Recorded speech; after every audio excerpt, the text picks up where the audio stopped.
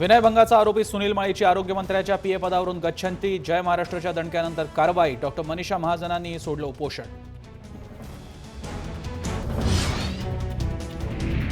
मुंबईतील रेल्वे गोंधळाची केंद्राकडून गंभीर दखल. रेल्वे मंत्री सुरेश प्रभूंनी दिले चौकशीचे आदेश. रेल्वे अधिकाऱ्यांची टीम मुंबईत.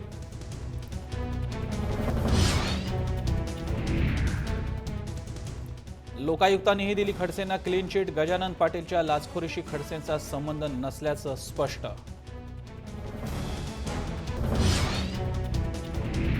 महाराष्ट्र सदन आणि कलिना भूखंड घोटाळ्याप्रकरणी भुजबळांना एसीबीकडून जामीन, तर मनी लॉन्ड्रिंग प्रकरणी राहावं लागणार तुरुंगात.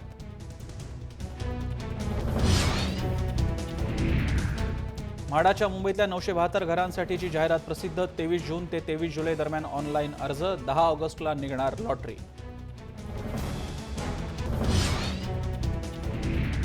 म्हाडाच्या जाहिरातीत आमदार खासदारांसाठी अल्प अत्यल्प उत्पन्न गटातली घरं. एवढे आमदार खासदार गरीब आहेत का? सर्वसामान्यांचा प्रश्न.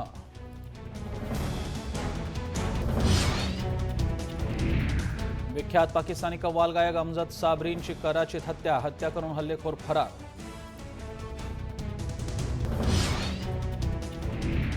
ज्येष्ठ शास्त्रीय गायक पंडित मुकुल शिवपुत्र यांना पुण्यात लुटलं. 75,000 रुपये रक्कम असलेली बॅग हिसकावून चोरटे फरार.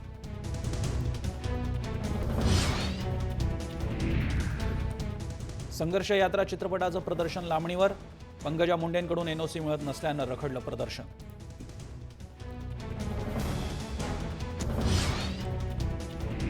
इस्रोची विक्रमी झेप. 20 उपग्रह अवकाशात पाठवून रचला इतिहास. पुण्याच्या विद्यार्थ्यांनी तयार केलेल्या उपग्रहाचाही समावेश.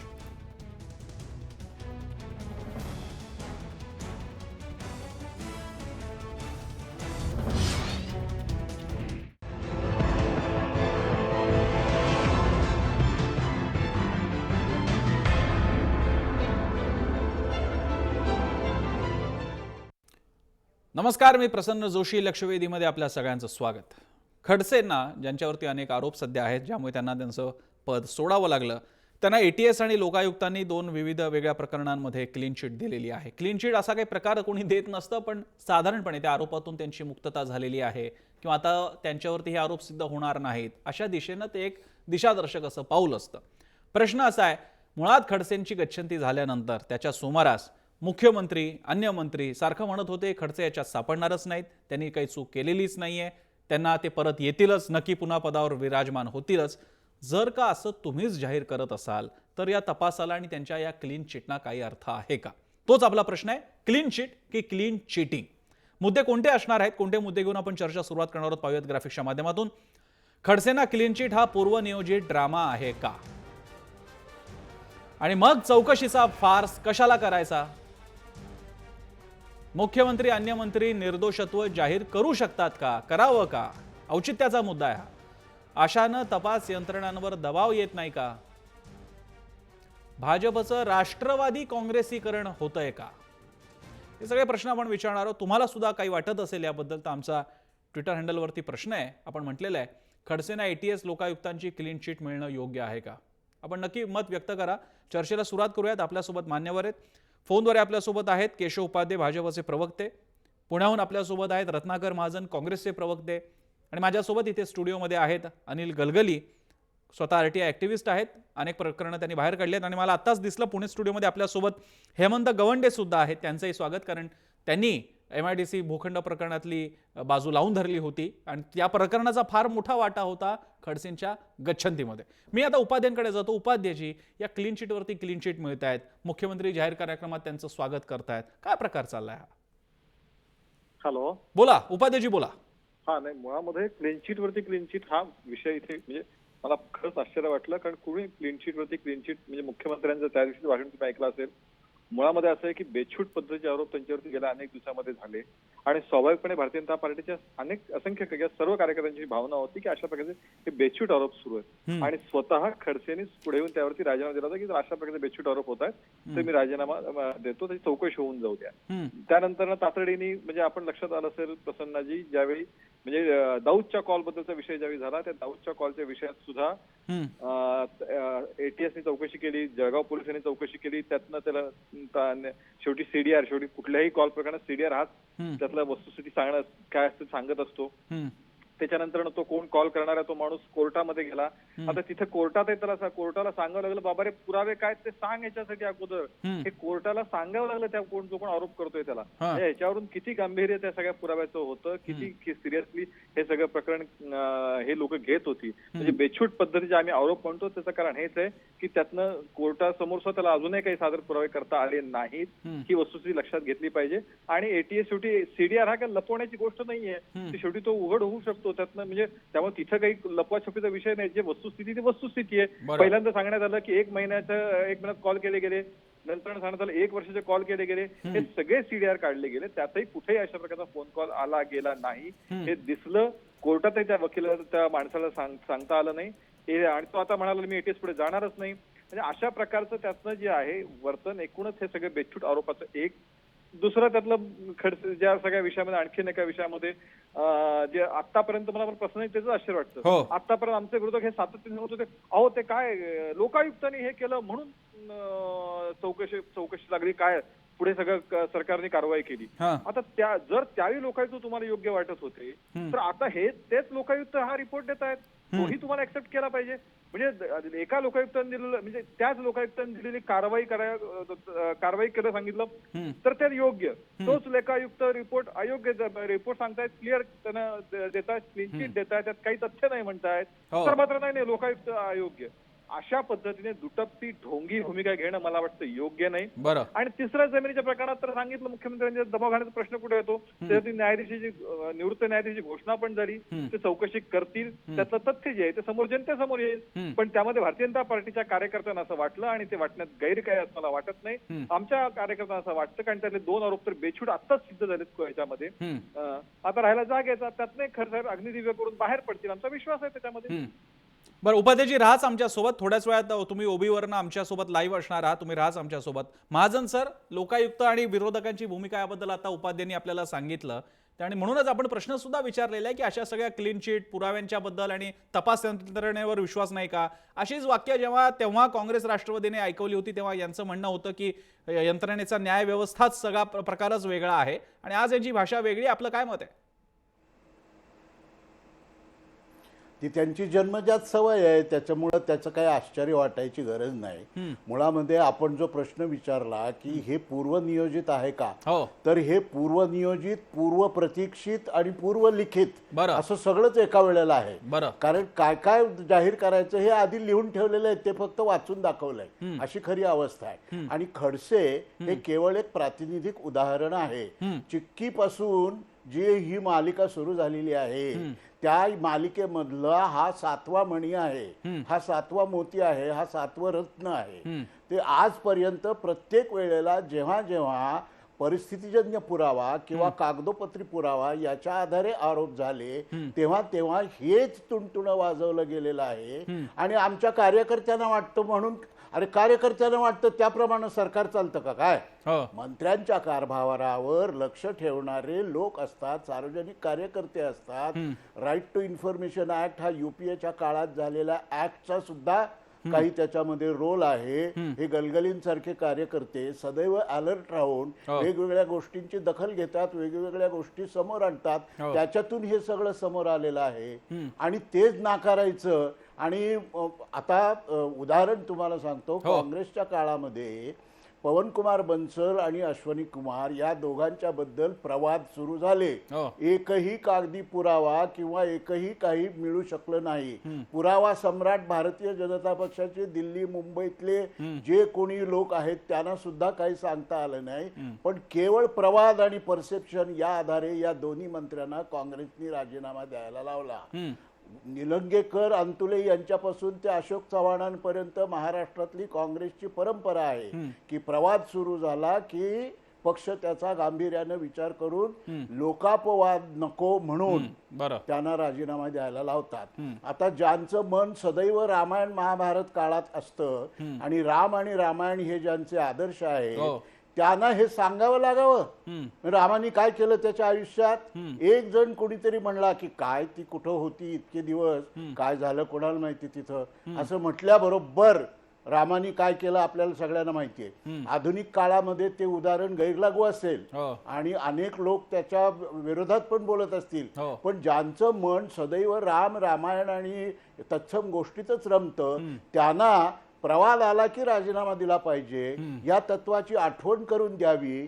ह्याचंच मोठं आश्चर्य आहे. पण या वर्तनाचं आश्चर्य वाटायचं कारण नाही, कारण भारतीय जनता पक्षाचं अंतर्निहित घोषवाक्य असं आहे की भाजप झाला कितीही भ्रष्ट तरी तो तिन्ही लोकी श्रेष्ठ. बर, महाजनांना आता रामायण, भाजपसाठी त्यांना रामायण आठवावं लागलं, पण महाजन सर कदाचित कृष्णाचा सुद्धा आदर्श घेता येतो. अश्वत्थामा मेलाय माणूस की हत्ती माहीत नाही असं म्हटलं की तिथून सुद्धा युधिष्ठिराची सुटका होते आणि द्रोणाचार्य मरतात. त्यामुळे असा सुद्धा प्रकार असू शकतो, हरकत नाही. दोन्ही ग्रंथ त्यांच्यासाठी महत्वाचे आहेत. मी महाजनांच्या शेजारी हेमंत गवंडे आहेत, त्यांच्याकडे जातो. गवंडेजी, हा सगळा प्रकार चालू असताना आता ज्या गोष्टी चालू आहेत, 2-2 प्रकरणातून तुम्हाला 1-2 दिवसामध्येच क्लीन शीट मिळू लागलेल्या असतील, तर जे मुख्य प्रकरण आणि ते तुमच्या बाजूचं प्रकरण असणार आहे, तुम्हाला काय वाटतं, तपास नीट योग्य दिशेने चाललाय का? तुम्हाला एक नागरिक म्हणून विश्वास वाटतोय का? प्रसूनजी, बेसिकली जेव्हा मी ते हे प्रकरण काढलं होतं त्याच्यानंतर म्हणजे खडसे साहेबांनी त्याच्यावरती राजीनामा दिला आणि त्यांनी स्वतःच याची इन्क्वायरी करायला सांगितली आणि त्याच्याप्रमाणे याची इन्क्वायरी सुरू झाली. पण एकंदर त्याच्याबाबत ते जे रेफरन्स ऑफ इन्क्वायरी आहेत त्याच्याबद्दल मी असमाधानी आहे. त्यामुळे मग मी हायकोर्टामध्ये PIL करतोय. पण एक जर बघितलं तर एक मला गोष्ट यात पॉझिटिव्ह वाटली की त्यांनी राजीनामा दिला आणि यांनी सांगितलं होतं की इन्क्वायरी चालू करू. त्यात फक्त इन्क्वायरीची मागणी माझी होती की कोर्ट कमिशन तर्फे करावी, तर ती रिटायर जज तर्फे केली जाते आहे. आणखीन म्हणजे बाकी माझा PILचा तर पहिल्यापासून अजेंडा होता, तो माझा PILचा अजेंडा आहे. पण मी आधी पहिल्यांदा आपल्या चॅनलवर म्हणालो होतो की सरकारचं अभिनंदन की त्यांनी एवढा मोठा निर्णय घेतला. आता दुसरा जो घेतलाय त्यांनी तो रिटायर जज मार्फत घेतलाय. तो माझा फक्त म्हणणं होतं की हा कोर्ट कमिशन मार्फत व्हावा. बरं, गलगली पण आपल्या सोबत आहेत. मगाशी उल्लेख सुद्धा महाजनाने केला होता. गलगलीजी, आपण ही सगळी प्रकरणं वेळोवेळी लावून धरलेली आहेत. शासन कसं चालतं तुम्हाला माहिती आहे. या आता जे काही क्लीन शीट वगैरे दिला जात आहे, तुम्हाला काय वाटतं? खरं पाहिलं तर ज्या पद्धतीने महाराष्ट्रामध्ये वेगवेगळ्या न्यायालयामध्ये प्रकरण प्रलंबित असतात, लोकांना न्याय वेळेवरती मिळत नाही आणि असे जे मंत्री महोदय असतात त्यांची लगेच चौकशी सुरू होते, लगेच त्यांना क्लीन चिट मिळते. म्हणजे हा काही योगायोग तर वाटत नाही.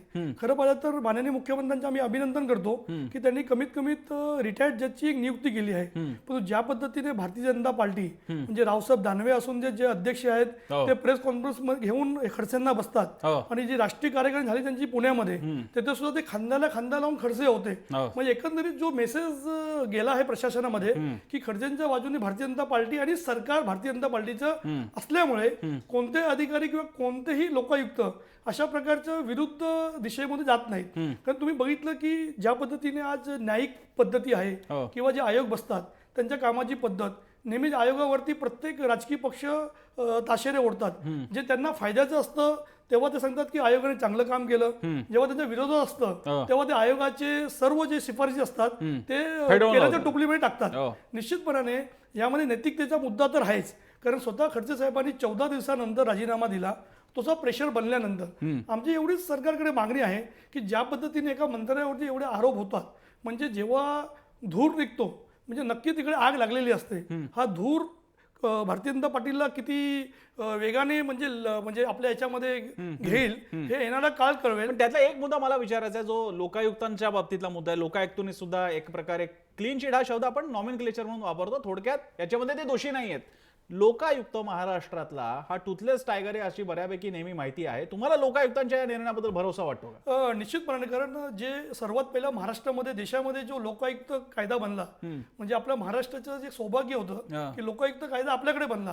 परंतु आजपर्यंत आम्ही जेव्हा लोकपाल विधेयक बनत होतं तेव्हा आम्ही मागणी केली की तुम्ही लोकायुक्तला पॉवर द्या, कारण मुख्यमंत्र्यांची सुद्धा तो चौकशी करू शकत नाहीत. आणि गेल्या वर्षी जेव्हा आम्ही माहितीच्या अधिकाराचा वापर करून संपूर्ण लोकायुक्त प्रणालीची माहिती घेतली तेव्हा असं झालं की ज्या ज्या सरी शिफारसी केल्यात मंत्र्यांच्या विरोधात त्या आजपर्यंत मागील सरकारने सुद्धा त्यावरती कोणती कारवाई केली नाही. आणि त्यावेळी भारतीय जनता पार्टीचे जे विरोधी पक्ष होते तेव्हा त्यांनी आरोप लावले की लोकायुक्त आणि सरकार यांच्यामध्ये एक अंडरस्टँडिंग असतं आणि आज हीच परिस्थिती समोर येत आहे. आमची एवढीच मागणी आहे की गजानन पाटील प्रकरणामध्ये त्यांना जी क्लीन चिट किंवा त्यांना जे निर्दोष सोडण्यात आलं आहे, मग गजानन पाटील एकनाथ खडसेंच्या ऑफिसमध्ये कसा गेला, म्हणजे मंत्रालयामध्ये जे माननीय मंत्री महोदयांचे ऑफिस असतं त्याच्याकडे कोणीच जाऊ शकतं का, तिकडे काही जी सिस्टम असते, म्हणजे नक्कीच हा सुद्धा प्रकार थोडा संशयास्पद आहे. आमची तर माननीय मुख्यमंत्र्यांकडे मागणी आहे की गजानन पाटील यांची वेगळ्या पद्धतीने चौकशी करण्यात यावी, जेणेकरून गजानन पाटील हे एक्झॅक्टली काय करत होते, त्यांच्या काय बिझनेस आहे, त्यांचे संपूर्ण लोकायुक्तांच्या क्लीन चिट वरती तुमचा विश्वास नाहीये? मला तरी सध्या तरी ज्या पद्धतीने लोकायुक्तांनी क्लीन चिट दिला आहे, कारण गजानन पाटील आणि एकनाथ खडसे आणि लोकायुक्तांना एकनाथ खडसे हे यांच्या प्रकरणाशी गजानन पाटीलचा संबंध नाही असं काही म्हणण्याची आवश्यकता नव्हती. त्यांनी सांगायला पाहिजे गजानन पाटील आपण उपाध्येजी लोकांकडनं प्रश्न विचारले जात आहेत. लोकायुक्त ही संस्था आपल्याकडे कशी करून ठेवण्यात आलेली आहे, विशेषतः भाजपकडून, ज्यांनी आम आदमीच्या तेव्हा आम आदमी पार्टी तेव्हा स्थापन नव्हती झाली, पण जनलोकपालच्या मध्ये बरेच वाहत्या गंगेमध्ये हात धुवून घेण्यात आले होते. आज आपला अजूनही लोकायुक्त हा त्या जनलोकपाल सारखा ताकदवान नसताना तो आम्हाला सर्टिफिकेट देतो, आमचे मंत्री ते स्वीकारतात आणि आम्ही सगळे आनंदित होतो. हे आजच्या दिनाचं कोणासाठीच आजचे दिन आहेत? हे प्रसन्न एक पहिल्यांदा काहीतरी आपण ठरवलं पाहिजे. म्हणजे मला इथं मी तुम्हाला तुमच्याकडे त्या चर्चेत हा विषय आला होता, मी असा भूमिका मांडली होती की हे सरकार पारदर्शक आहे, या सरकारने पोलिसांना किंवा यंत्रणांना कुठल्याही प्रकारचं दडपण दिलं नाही आणि सरकारने ही भूमिका घेतली, चौकशी झाली पाहिजे. त्यावेळी याच ठिकाणी विरोधकांनी असे म्हणले सरकारचं काही नाहीये तिथे, ते काय लोकायुक्तांनी सांगितलं म्हणून हे होतंय. म्हणजे त्यावेळी लोकायुक्त पॉवरफुल होता, त्यावेळी लोकायुक्ताचे अधिकार होते, त्यावेळी लोकायुक्तांमुळे झालं हे तुम्हाला मान्य होतं. आज समजा असं एक गृहीत धरून चालू आपण फॉर एक्झाम्पल 2 मिनिटांसाठी प्रसन्नाजी, लोकायुक्तांनी वेगळा निर्णय दिला असता तरी ही लोक असंच बोलली असती का? त्यावेळी तुमची भूमिका काय राहिली असती? जो दुटप्पीपणा ढोंगीपणा आहे तो हा आहे प्रसन्नाजी. आमचं त्यातली भूमिका असं ठीक आहे, लोकायुक्तांनी दिलं, लोकायुक्तांनी सांगितलं, आज लोकायुक्त निर्णय घेतात. एक लोकायुक्ताची क्लीन चिट दिली ती मान्य केली पाहिजे, नंबर 1. नंबर 2, आमचे आदरणीय रत्नाकरजी महाजन म्हणाले काय 7वा मणी वगैरे त्यांनी शब्दप्रयोग केला. आता काँग्रेसच्या भ्रष्टाचाराच्या माळा काढायच्या म्हणलं तर कमी पडावी जागा आहे, आपली चर्चा कमी पडेल. पण मला एकच प्रश्न त्यांना विचारायचा आहे, त्या कोर्टाने माणिकराव ठाकरे असतील त्यांच्यावर सुद्धा ताशेरे मारलेत. कुठे गेला त्यावेळी स्वाभिमान, कुठे गेला गप्पा? अशोक चव्हाणांतर कोर्टाने सांगितलं त्या आदर्श प्रकरणामध्ये अशोक चव्हाणांची चौकशी होऊ नये, ती परवानगी या सरकारने दिली, अगोदर सरकारने दिलीच नाही परवानगी. त्यामुळे काँग्रेसने मुळातच अशा प्रकारच्या गप्पा मारू नयेत. आता आम्ही तर मागणीच केली आहे, गेल्या 15 वर्षामध्ये जे भूखंड अशा पद्धतीने काँग्रेस राष्ट्रवादीच्या लोकांनी काय एकूणच कोणी घेतले त्याची यादी काढा, गैर पद्धतीने जे भूखंड घेतले गेले त्याची यादी काढायची मागणी आम्ही परवा दिवशी केली आहे. हळूहळू सगळ्या गोष्टी कुणी कसे भूखंड लाटले ते स्पष्ट होत जाणार आहे. त्यामुळे मुळामध्ये या प्रकरणामध्ये उगाच म्हणजे मगाशी आता आणखीन एक कोण बसले पुण्यामध्ये त्यांचा पुढाकार होता असं म्हणाले की मी अजून चौकशी जे काही नियम आहेत त्याच्यावरती मी समाधानी नाहीये, पण अजून बाकी डिटेल्स आलेच नाही, त्याच्यावर त्यांचा निष्कर्ष काढून मोकळे. अजून निष्कर्ष येऊ दे, नियम येऊ द्या, त्यात काय मांडलं ते बघू द्या, त्याच्यानंतर तुम्ही काय तुमचं मत मांडा. एक्झॅक्टली उपाध्येजी, तुम्ही माझ्या पुढच्या प्रश्नाकडे स्वतःच आलात, हे बरं केलं. नियम, पुढची माहिती येऊ द्यात, पुरावे येऊ द्यात, मग तपास जाईल. हे जर का आपण म्हणता जे आम्हाला 100% मान्य आहे उपाध्येजी, मग आपले मुख्यमंत्री विविध जाहीर कार्यक्रमात आमचे खडसे नाथाभाऊ कसे निर्दोष आहेत हे कसं म्हणू शकतात? एक्झॅक्टली, मी तुमच्या काही प्रश्नाचं उत्तर देतो. 2 प्रकरणाचं तर मी उदाहरणासहित सांगितलं की त्याच्यामध्ये काही पुरावा म्हणजे ATS ची पहिली चौकशी झाली आहे, ते तुम्हाला माहिती आहे, मलाही माहिती आहे, त्यात काहीच नव्हतं, हे आपण सगळ्यांनी बघितलंय. दुसरा प्रश्न दुसरा जो ह्याच्यामध्ये जो प्रश्न होता गयन पाटलाचा, तिथे पुन्हा आता याचं क्लीन चिट आली आहे. आता प्रश्न राहिला त्याच्यावरती मुख्यमंत्र्यांनी भाष्य केलं की मी इथे भाष्य करू इच्छित नाही कारण माझ्या भाष्याचा वेगळा अर्थ काढला जाईल, पण आम्हाला विश्वास आहे आणि स्वाभाविकपणे असं आहे की या अग्निदिव्यातून खडसे बाहेर येत. महाजन नाही पटतंय का? महाजन सर हे आता शब्द असा म्हणतात की नाही मुख्यमंत्री असं म्हणाले, मुख्यमंत्री तसं म्हणाले होते. महाजन सर, माझा साधा प्रश्न आहे, पॉवर तुम्ही जेव्हा सत्तेच्या चेअरमध्ये बसलेला असतात त्यावेळी ज्युडिशियल मॅटरमध्ये इतक्या प्रकारची ज्याचा थेट अर्थ असा निघतो की हे निघू शकतात, निर्दोष निघू शकतात वगैरे, अशा कमेंट्स करणं हा औचित्याचा मुद्दा आहे की नाही? महाजन सर आपण सांगा. तो अनौचित्यपूर्ण तर आहेच, हो. पण राजकीय नीतिमत्तेच्या विरोधात आहे. एक्झॅक्टली. इतक्या गप्पा मारतात हे सगळे लोक. आता म्हणलं गेल्या 15 वर्षातलं सगळं आम्ही काढणार. अरे काढा की, बोलायला तर तोंडाची वाफ कशाला घालवता उगाचच. म्हणजे हे जे विधान आहे 15 वर्षातलं सगळं आम्ही उकरून काढणार, हे पुढची 3 वर्ष सूडबुद्धीच्या प्रवासात टाइमपास करण्याची पूर्वतयारी आहे. बरं. कारण लोकांना 2019 साली निवडणुकीला सामनं जाताना सांगण्याजोगं काहीही आजपर्यंत झालेलं नाही, म्हणून तेच गाजर चघळत बसायचं. आणि हे बघा हे असेत, हे बघा ते तसेत, हे बघा हे असेत, आपलं ठेवायचं येतो उपाधी येतो आणि तुमच्याकडे. दुसऱ्याचं पाहायचं वाकून, ही यांची जुनी सवय आहे. आता स्वातंत्र्य मिळाल्यानंतर या देशाच्या हो. किंवा कुठल्याही राज्याच्या मंत्र्याची हो. ATS कडून चौकशी होण्याचा हा इतिहासातला पहिला प्रयत्न आहे. हा पहिला प्रसंग आहे. हो. एखाद्या मंत्र्याची ATS कडून, ATS म्हणजे काय, अँटी टेररिस्ट स्क्वॉड, दहशतवाद विरोधी पथक, अशा पथकाकडून एका मंत्र्याची चौकशी होणं हा इतिहासातला पहिला प्रसंग आहे. हा उच्चांक ज्यांनी घडवून दाखवला, त्यांनी इतरांची उणीधुणी काढत बसून टाइमपास करू नये. लोक त्यामुळे भ्रमित होणार नाहीत. प्रश्न असा आहे की जर ATS कडून चौकशी होत आहे तर आणखीन तुम्हाला सांगण्याला तोंड काय शिल्लक राहतं. आणि हायकोर्टाने सांगितलं पुरावे काय आहेत. अहो हायकोर्टाचं कामच आहे ते पुरावे मागण्याचं. त्यात हायकोर्टाने काय त्याला असं, त्या हॅकरनी जे सांगितलं त्यांनी तो कोर्टामध्ये केस नेली, त्याला हायकोर्टानं काही एक मुदत दिलेली आहे. पहिली सुनावणी त्याची झालेली आहे आणि त्या सुनावणीनंतर हायकोर्टानं आदेश दिलेला आहे की ह्याच्याबद्दलचे तुझे जे काही पुरावे असतील ते तू 2 आठवड्यात आण. हे हायकोर्टाच्या न्यायिक कामकाजाचा नेहमीचा सहभाग आहे. हायकोर्टाने काही अजून त्याच्याबद्दल निर्णय दिलेला नाही. फक्त तुमच्याकडे काय पुरावे आहेत एवढीच विचारणा केलेली आहे. ते जणू हायकोर्टाचं अंतिम निकाल पत्र आहे आणि हायकोर्टानं आमच्या नैतिकतेवर शिक्कामोर्तब केलेलं आहे. बरोबर आहे. अशा रीतीनं दाखवायचं. प्रत्येक प्रकरणात हेच आहे. काही सांगितलं त्याच्यात काही अर्थ नाही, त्याच्यात काही तथ्य नाही. अरे मग काय तुम्ही म्हणता त्याच्यातच तेवढा अर्थ असतो, तुम्ही म्हणता त्याच्यातच तेवढं तथ्य असतं. आणि 15 वर्ष, अरे 15 नाही 1960 पासून सगळं काढा. घाबरतं कोण इथं? आपण हा प्रश्न विचारणार आहोत. तुम्ही तिथे हा भाजपला हा प्रश्न आपल्याला विचारायचा आहे की दरवेळी गैरप्रकार घडलेले दरवेळी हा काँग्रेसचा भ्रष्टाचार काढण्याचा मुद्दा असतो, हा एक प्रकारे धमकी म्हणून भाजप वापरतो का? दुसरा मुद्दा, मुळात तेव्हा जे काही वाईट घडलं होतं म्हणून सत्तांतर झालेलं आहे, अशा वेळी नीतिमत्तेची चाड आता तुम्हाला असली पाहिजे आणि तुमच्या इथे मात्र कायदा धाब्यावर बसून औचित्याचे मुद्दे बाजूला बसून आम्ही सरळ क्लीन चिट देतोय. हा मुद्दा आपल्याला घ्यायचा आहे. पुण्याला पुन्हा जाण्यापूर्वी किंवा उपाध्यांकडे जाण्यापूर्वी मी गलगली आपल्याकडे येतोय. गलगलीजी, हे सरकार बदलतं आपल्या अनेक मुद्द्यांपैकी एक मुद्दा हा पण आहे की हे राष्ट्रवादी काँग्रेसीकरण आहे का? आणि हा शब्द वापरायचं कारण आहे कारण अजित पवारांनी असाच राजीनामा दिला, स्वतः राजीनामा दिला आणि काही स्वतःच परत आले. त्यांचे पक्षवाले सगळे म्हणत होते आमचे अजितदादा निर्दोष आहेत.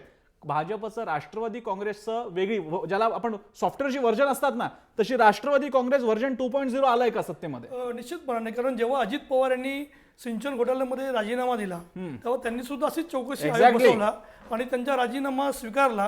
पण त्यांनी तेव्हा बंगला सोडला नव्हता. तसा एकनाथ खडसे यांनी सुद्धा बंगल्यावरती कब्जा केलेला आहे. त्यांच्याकडे 2 बंगले आहेत. अगर तुम्ही नैतिकता आहे तर तुम्ही सर्वात प्रथम जसं मनोहर जोशी यांनी जसं राजीनामा देताच आपला बंगला सोडला होता, शरद पवार यांनी आपला बंगला सोडला होता, तशी नैतिकता तुम्ही दाखवायला पाहिजे होती. तसं अजित पवारांनी राष्ट्रवादीवाल्यांनी केलं, तेच त्याच्यावरतीच एक पाऊल पुढे भारतीय जनता पार्टी करत आहेत. स्वतःच चौकशी आयोग बसवा, स्वतःच क्लीन चिट घ्या आणि परत मंत्रिमंडळामध्ये या. म्हणजे निश्चितपणाने हे राष्ट्रवादीकरण भारतीय जनता पार्टीचं होत आहे. आणि एक लक्षात ठेवा की तुम्हाला मुंबईमध्ये, महाराष्ट्रामध्ये लोकांनी का निवडून दिलं? कारण त्यांना मागील सरकारचा वीट आला होता. त्यांचे भ्रष्टाचाराचे प्रकरण भारतीय जनता पार्टीच काढत होतं. तर अशा वेळी भारतीय जनता पार्टीने जे त्यांनी इलेक्शनमध्ये जे घोषणा केल्या होत्या, जे भ्रष्टाचाराविरुद्ध लढण्याचे जे आश्वासन दिलं होतं, ज्या पद्धतीने मुख्यमंत्री देवेंद्र फडणवीस चांगल्या पद्धतीने काम करत आहेत, परंतु त्यांच्या कामाला सुद्धा त्यांच्याच पक्षाचे लोक खीळ घालत आहेत. एक चांगला मुख्यमंत्री राज्याला मिळाला असताना सुद्धा त्यांच्याच पक्षाचे जे काही लोक हे चुकीच्या मार्गाने काम करून एक प्रकारे मुख्यमंत्री देवेंद्र फडणवीस यांना गोत्यात आणण्याचा प्रयत्न करत आहेत. तर आमची मागणी आहे भारतीय जनता पार्टी आणि यांच्याकडे की तुम्ही जे तुमचे मंत्री आहेत हे नैतिकतेची कास सोडू नये. स्वतः मुख्यमंत्र्यांना अँटी चेंबरमध्ये बोलून यांना कान पिचक्या द्याव्या लागतात. एवढी दुर्दैवी वेळ महाराष्ट्राच्या इतिहासामध्ये आधी कधीच आली नव्हती, हे यांनी लक्षात ठेवावं.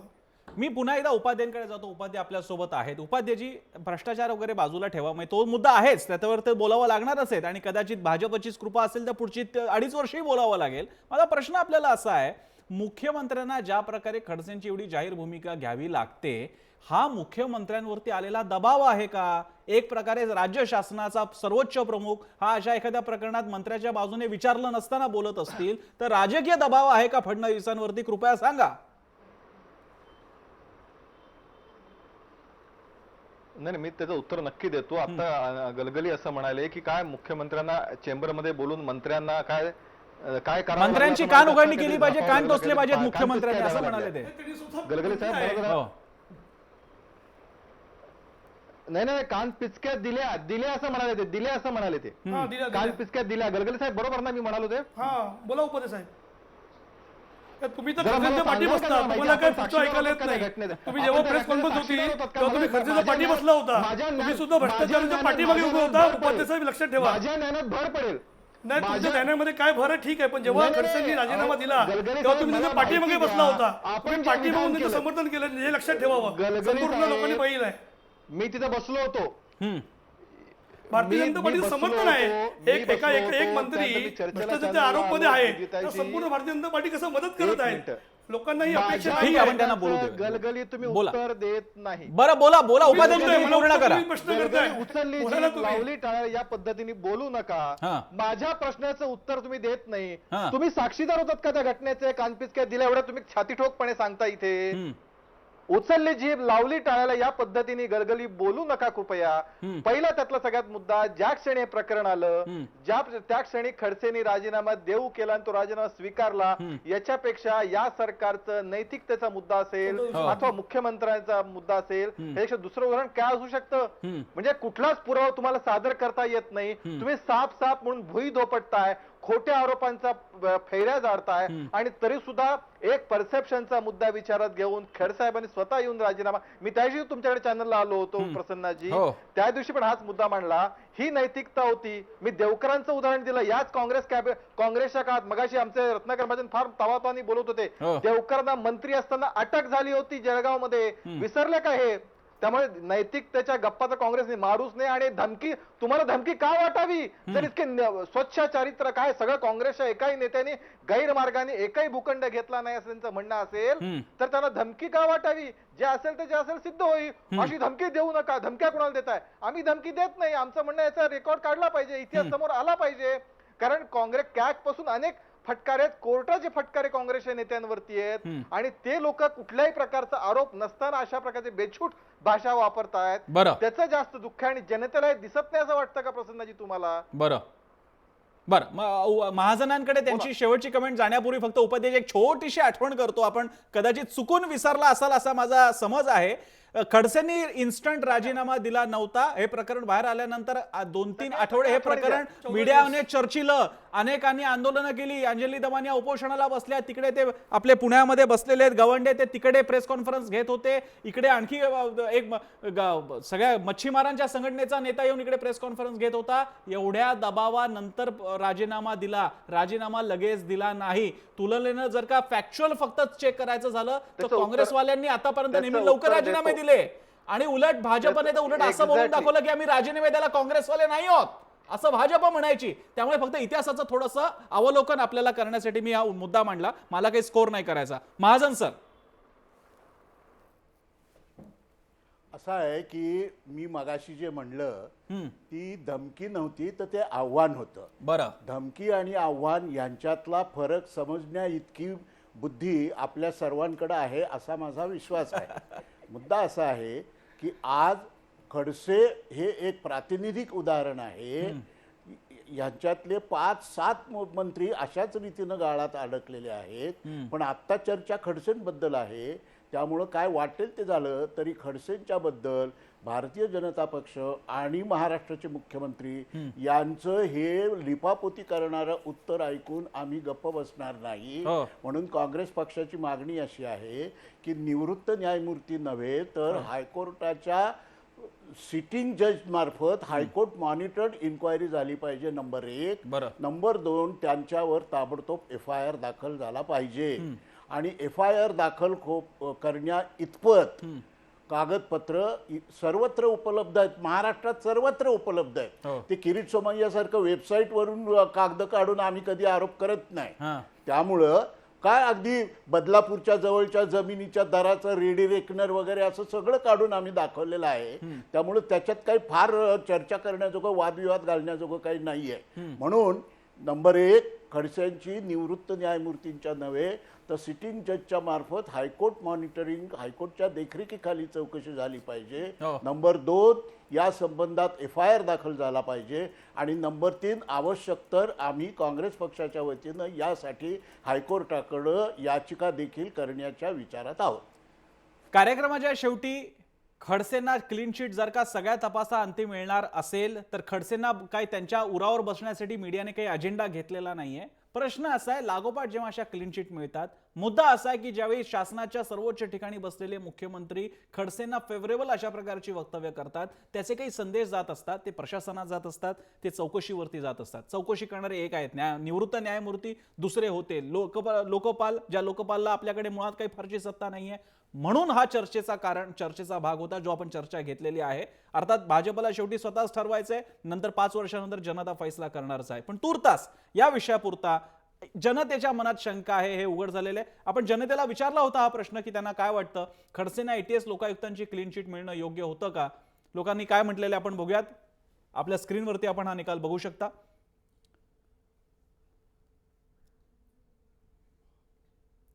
67% लोकांना वाटतंय की खडसेंना ATS लोकायुक्तांनीच ही क्लीन चिट दिलेली आहे, हे मिळणं योग्य आहे असं लोकांना वाटतं आहे. अर्थात तरी सुद्धा कायद्याची भाषा अजूनही हा मुद्दा संपलेला नाही, अजून चौकशी प्रलंबित आहे, अजूनही MIDCचं प्रकरण प्रलंबित आहे. तोपर्यंत खडसेंना आपण ज्याला संशयाचा फायदा नावाचा एक छान शब्दप्रयोग असतो तो आपण दिला पाहिजे. आणि संशय जोपर्यंत आहे तोपर्यंत आपण कोणाला गुन्हेगार ठरवत नाही. या तत्वाचा आदर करत चर्चेमध्ये इथे थांबूयात. पुढचा विषय सुद्धा आपल्याला याच मान्यवरांसोबत घ्यायचा आहे. तुर्तास या विषयापुरता इथेच थांबूयात. पाहत राहा जय महाराष्ट्र.